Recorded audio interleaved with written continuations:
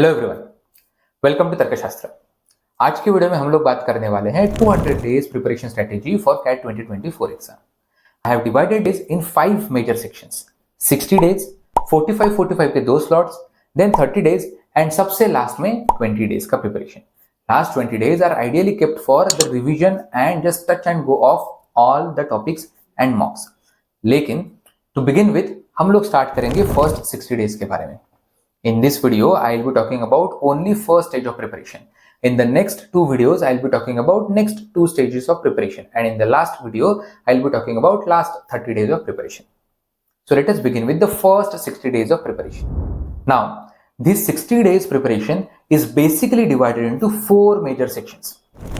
कि सबसे पहले आपको subject wise preparation के लिए target क्या रखना पड़ेगा, उसके बाद how to achieve that target, वो टारगेट अचीव करने के लिए what sources should you refer, and last में आपको आउटपुट क्या मिलेगा।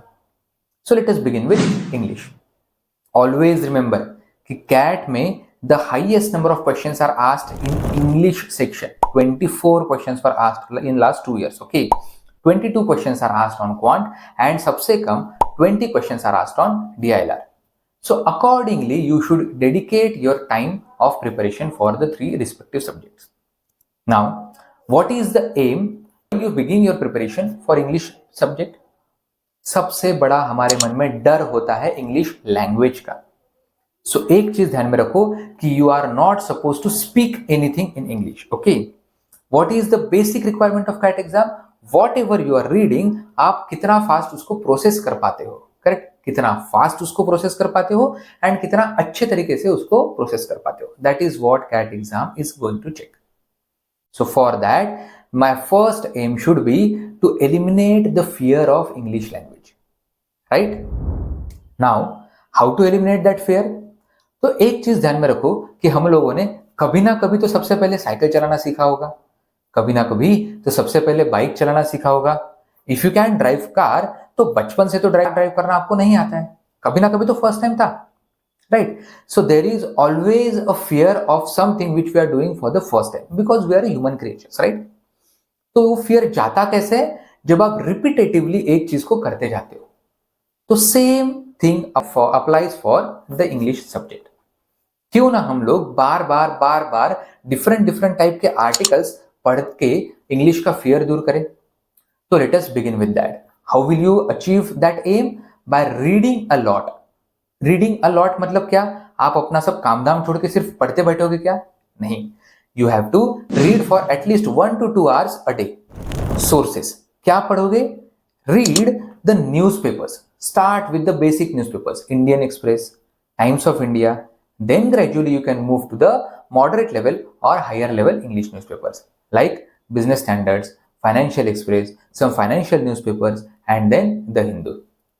Simultaneously, if you are a bookworm, you can also keep reading the novels or books of different authors and different genres. Okay, that is the basic requirement from my side. इसका output क्या रहेगा? ये जब continuous practice आप next 60 days के लिए करोगे starting today, क्या प्रैक्टिस?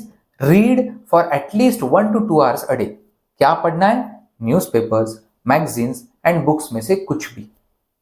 इसका आउटपुट क्या रहेगा? आपका बेसिक इंग्लिश लैंग्वेज का अंडरस्टैंडिंग डेवलप होना स्टार्ट होगा।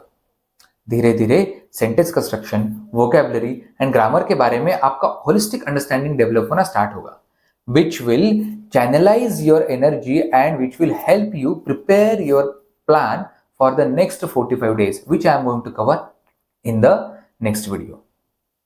Now let us discuss about quant. Again, quant के लिए भी मुझे सेम स्ट्रेटेजी अप्लाई करनी है। What is my aim, how to achieve that aim, sources क्या है एंड आउटपुट क्या रहेगा। सो फर्स्ट एम क्या है क्वांट का?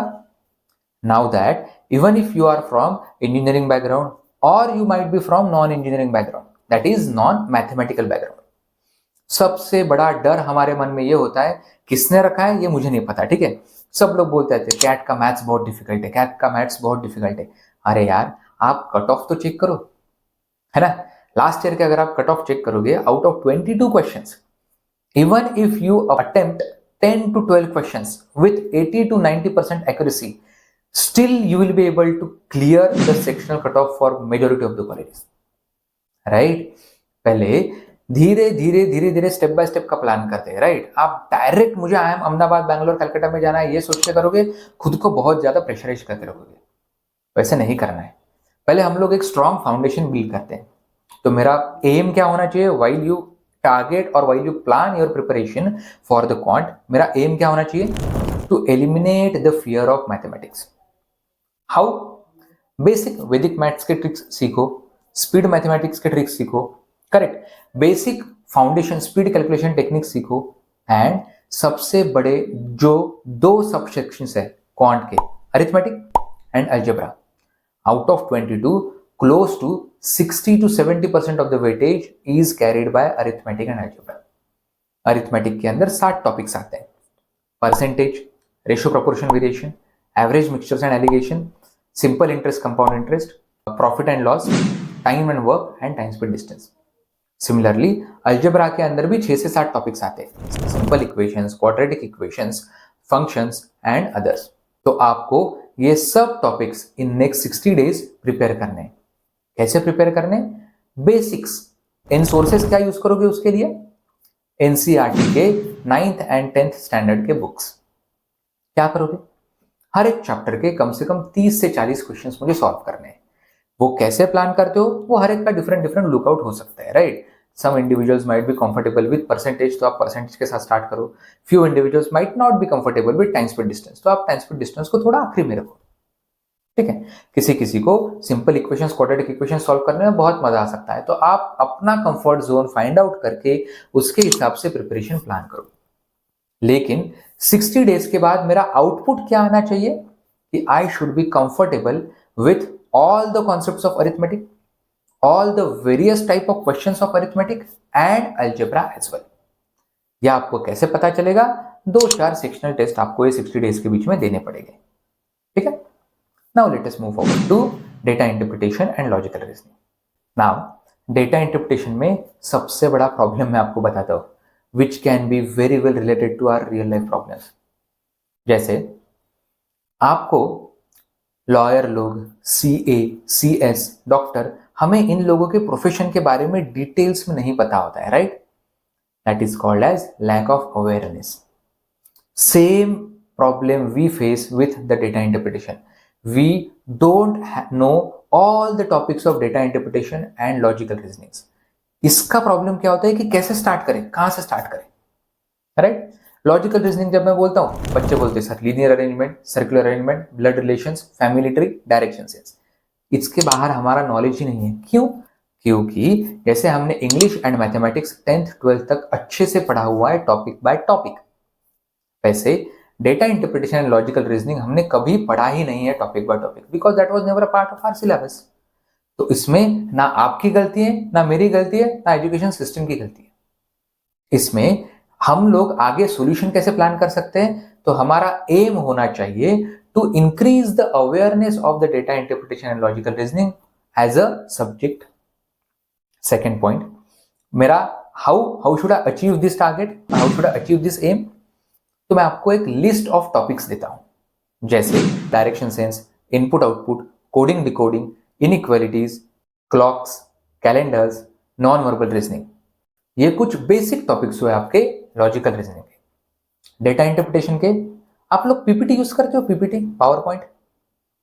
पावर पॉइंट में जब आप ऊपर इंसर्ट ऑप्शन में जाके चार्ट्स में जाते हो, all those types of charts are the basic foundation for your CAT exam.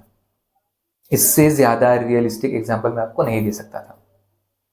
तो आप अगर वो चार्ट्स में जाओगे, लाइन ग्राफ देखोगे, लाइन ग्राफ के 4 टाइप दिखेंगे। बार ग्राफ देखोगे, बार ग्राफ के 4 टाइप दिखेंगे। एंड बार ग्राफ का ही सेकेंड वर्जन जो होता है, horizontal is bar graph, vertical is column graph, उसके 4 टाइप दिखेंगे, right? Then unconventional, mixed and etcetera. वही बेसिक फाउंडेशन होता है मेरा डेटा इंटरप्रिटेशन का। तो आपको क्या करना है, उसी टाइप के कुछ क्वेश्चंस सॉल्व करने हैं। सोर्सेस कहां से लोगे? तो इसके लिए basic all universally available study material जो होता है, जैसे निशित सिन्हा के बुक्स है, जीकेपी पब्लिकेशन की बुक्स है, अरुण शर्मा के बुक्स है, करेक्ट? ये आप यूज कर सकते हो। या तो फिर आपने अगर कोई कोचिंग क्लासेस ज्वाइन किया हुआ है तो उन्होंने भी आपको मटेरियल प्रोवाइड किया रहेगा। But I will heavily recommend you to solve only basic to moderate level of questions in the next 60 days, क्योंकि डीआई एंड एलआर क्या है ना, बहुत इंटरेस्टिंग है। इसके ऊपर अगर आप ज्यादा टाइम फोकस करोगे, इससे प्रॉब्लम ये हो सकता है कि आपका क्वांट एंड वर्बल के ऊपर का ध्यान थोड़ा हट सकता है, तो that should not happen. First 60 days must be used to build your foundation or build strong foundation for verbal and quant, क्योंकि इसका ही यूज आपको data interpretation and logical reasoning में होने वाला है। So that's it for the day for first part.